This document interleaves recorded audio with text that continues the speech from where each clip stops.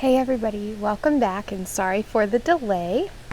Here is chapter 6 of The Magician's Nephew. I will read the end of the last chapter as usual so we can remember where we're at. "Minions!" cried the queen, turning in rage upon Polly and seizing her hair at the very top of her head where it hurts most. But in so doing, she let go of both the children's hands. "Now!" shouted Diggory. "And quick!" shouted Polly. They plunged their left hands into their pockets. They did not even need to put the rings on. The moment they touched them, the whole of that dreary world vanished from their eyes. They were rushing upward, and a warm green light was growing nearer overhead. Chapter 6. The beginning of Uncle Andrew's troubles. "Let go! Let go!" screamed Polly. "I'm not touching you," said Diggory. Then their heads came out of the pool, and once more the sunny quietness of the wood between the worlds was all about them, and it seemed richer and warmer and more peaceful than ever after the staleness and ruin of the place they had just left. I think that, if they had been given the chance, they would have forgotten who they were and where they came from, and would have lain down and enjoyed themselves, half asleep, listening to the growing of the trees. But this time there was something that kept them as wide awake as possible, for as soon as they got out onto the grass, they found that they were not alone. The queen, or the witch, whichever you like to call her, had come up with them, holding on fast by Polly's hair. That was why Polly had been shouting out, "Let go!" This proved, by the way, another thing about the rings which Uncle Andrew hadn't told Diggory, because he didn't know it himself. In order to jump from world to world by using one of those rings, you don't need to be wearing or touching it yourself. It is enough if you are touching someone who is touching it. In that way, they work like a magnet, and everyone knows that if you pick up a pin with a magnet, any other pin which is touching the first pin will come too.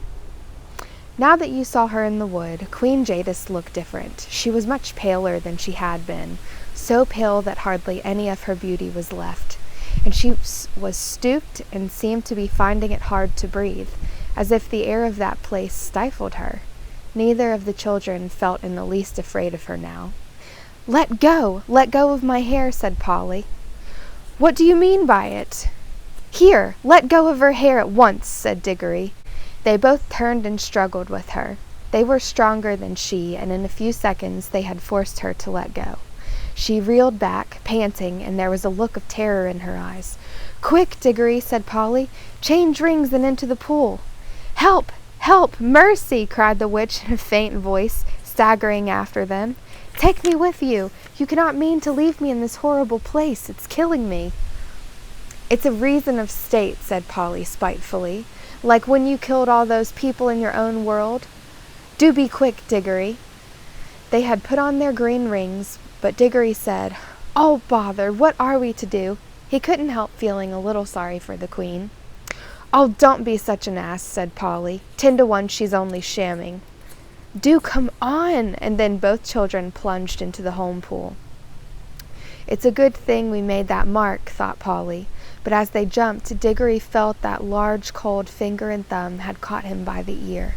And as they sank down, and the confused shapes of our own world began to appear, the grip of that finger and thumb grew stronger.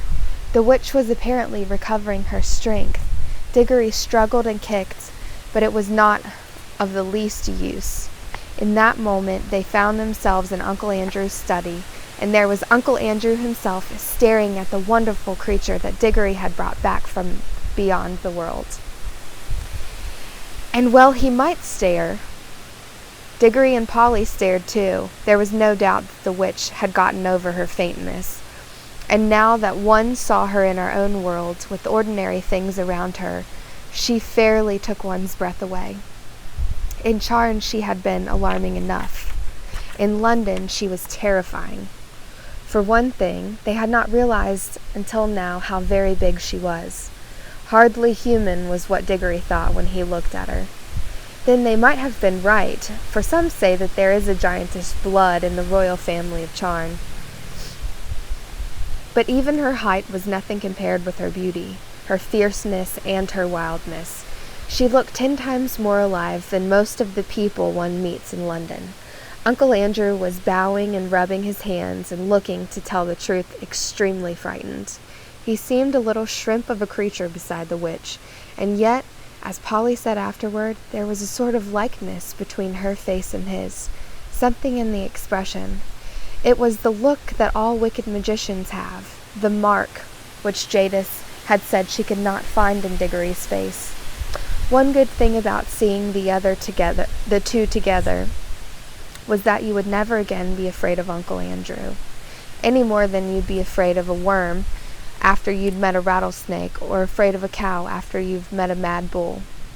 Pooh, thought Diggory to himself. Him, a magician? Not much. Now she's the real thing. Uncle Andrew kept on rubbing his hands and bowing. He was trying to say something very polite, but his mouth had gone all dry, so that he could not speak. His experiment with the rings, as he called it, was turning out more successful than he'd liked. For though he had dabbled in magic for years, he had always left all the dangers, as far as anyone can, to other people. Nothing at all like this had ever happened to him before. I'll go ahead and show you both of these pictures. This is where we're at. Uncle Andrew bowing to the Queen, and then here she grabs him by the hair, looks like.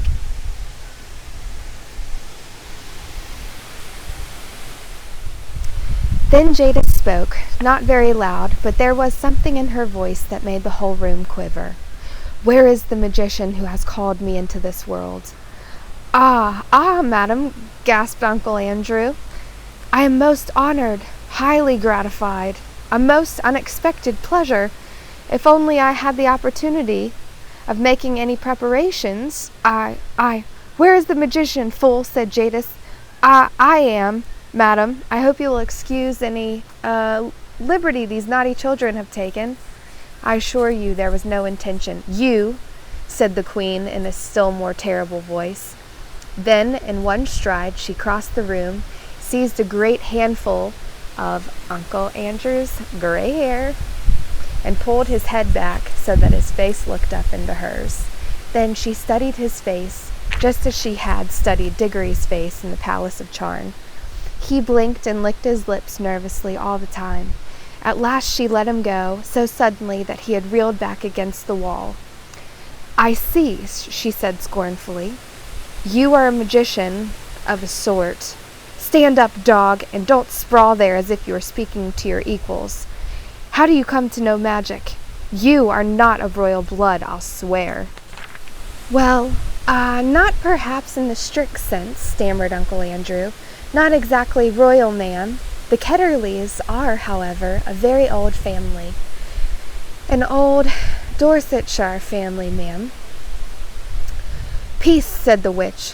"I see what you are. You are a little peddling magician who works by rules and books.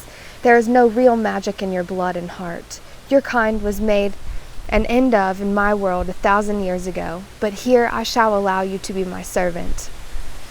"I should be most happy, delighted to be of any service. A pleasure, I assure you." "Peace!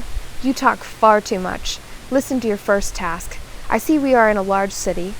Procure me at once a chariot or a flying carpet or a well-trained dragon or whatever is usual for royal and noble persons in your land. Then bring me to places where I can get clothes and jewels and slaves fit for my rank. Tomorrow I will begin the conquest of the world." I'll go and order a cab at once," gasped Uncle Andrew. "Stop," said the witch, just as he reached the door. "Do not dream of treachery. My eyes can see through the walls and into the minds of men. They will be on you wherever you go.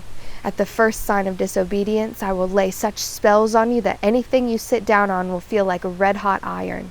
Whenever you lie in a bed, there will be invisible blocks of ice at your feet. Now go!" The old man went out, looking like a dog with a tail between its legs. The children were now afraid that Jadis would have something to say to them about what had happened in the wood. As it turned out, however, she never mentioned it either then or afterward. I think, and Diggory thinks too, that her mind was of a sort which cannot remember that quiet place at all, and however often you took her there, and however long you left her there, she would still know nothing about it. Now that she was left alone with the children, she took no notice of either of them. And that was like her, too. In charm she had taken no notice of Polly, till the very end, because Diggory was the one she wanted to make use of. Now that she had Uncle Andrew, she took no notice of Diggory. I expect most witches are like that. They are not interested in things or people unless they can use them. They are terribly practical. So there was silence in the room for a minute or two, but you could tell by the way Jadis tapped her foot on the floor that she was growing impatient. Presently she said, as if to herself, "What is the old fool doing? I should have brought a whip." She stalked out of the room in pursuit of Uncle Andrew, with that one glance at the children. "Whew," said Polly, letting out a long breath of relief. "And now I must get home. It's frightfully late. I shall catch it." "Well, do come back as soon as you can," said Diggory. "This is simply ghastly having her here. We must make some sort of plan." "That's up to your uncle now," said Polly. "It was he who started all this messing about with the magic. All the same, you will come back, won't you? Hang it all, you can't leave me alone in a scrape like this." "I shall go home by the tunnel," said Polly rather coldly. "That'll be the quickest way. And if you want me to come back, hadn't you better say you're sorry?" "Sorry!" exclaimed Diggory. "Well now, if that isn't just like a girl, what have I done?" "Oh, nothing, of course," said Polly sarcastically. "Only nearly screwed my wrist off in that room with all the waxworks, like a cowardly bull.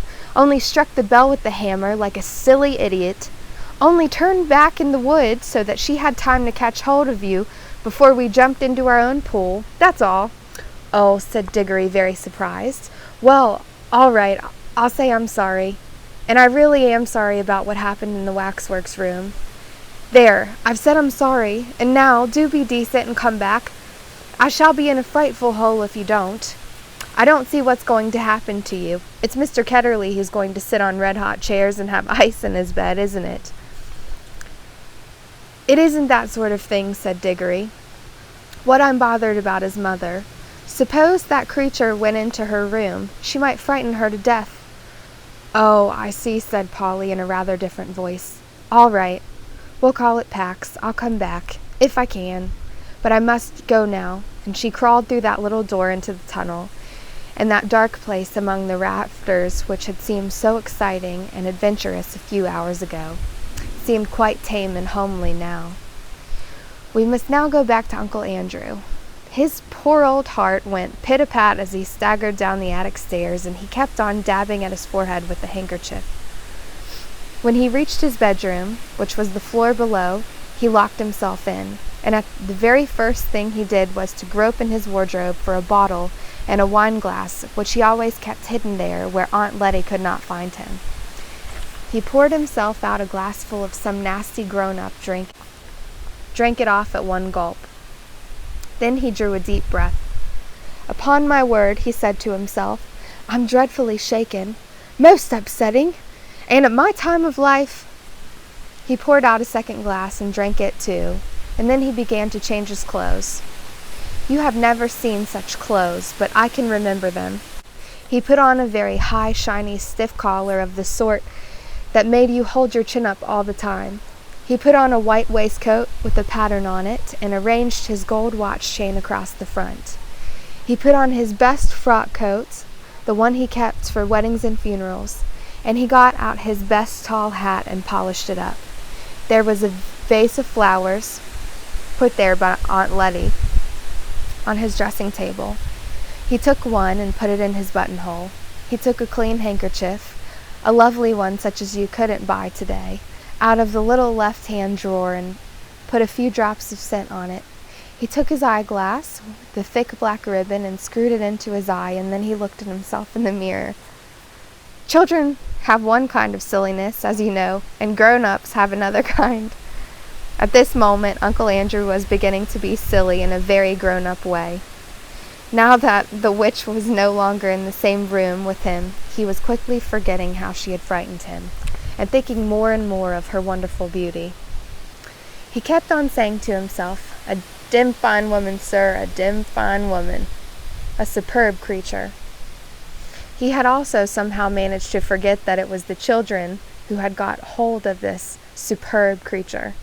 He felt as if he himself by his magic had called her out of unknown worlds. "Andrew, my boy," he said to himself as he looked in the glass, "you're a devilish well-preserved fellow for your age, a distinguished-looking man, sir." You see, the foolish old man was actually beginning to imagine the witch would fall in love with him. The 2 drinks probably had something to do with it, and so had his best clothes. But he was, in any case, as vain as a peacock. That was why he had become a magician. He unlocked the door, went downstairs, sent the housemaid out to fetch a hansom. Everyone had lots of servants in those days, and looked into the drawing-room. There, as he expected, he found Aunt Letty. She was busily mending a mattress. It lay on the floor near the window, and she was kneeling on it. "Ah, Letitia, my dear," said Uncle Andrew, I have to go out. Just lend me £5 or so. There's a good Gil." Gil was the way he pronounced girl. "No, Andrew dear," said Aunt Letty, in her firm, quiet voice, without looking up from her work. "I've told you times without number that I will not lend you money." Here she is working on the mattress. Gil. "Now pray don't be troublesome, my dear Gil," said Uncle Andrew. "It's most important. You will put me in a deucedly awkward position if you don't." "Andrew," said Aunt Letty, looking him straight in the face, "I wonder you are not ashamed to ask me for money." There was a long, dull story of a grown-up kind behind these words. All you need to know about it is that Uncle Andrew, what with managing dear Letty's business matters for her, and never doing any work, and running up large bills for brandy and cigars, which Aunt Letty had paid for again and again, had made her a good deal poorer than she had been 30 years ago. "My dear Gil," said Uncle Andrew, "you don't understand. I shall have some quite unexpected expenses today. I have to do a little entertaining. Come now, don't be tiresome." "And who, pray, are you going to entertain, Andrew?" asked Aunt Letty. A most distinguished visitor has just arrived." "Distinguished fiddlesticks," said Aunt Letty. "There hasn't been a ring at the bell for the last hour." At that moment the door was suddenly flung open. Aunt Letty looked round and saw with amazement that an enormous woman, splendidly dressed, with bare arms and flashing eyes, stood in the doorway. It was the witch.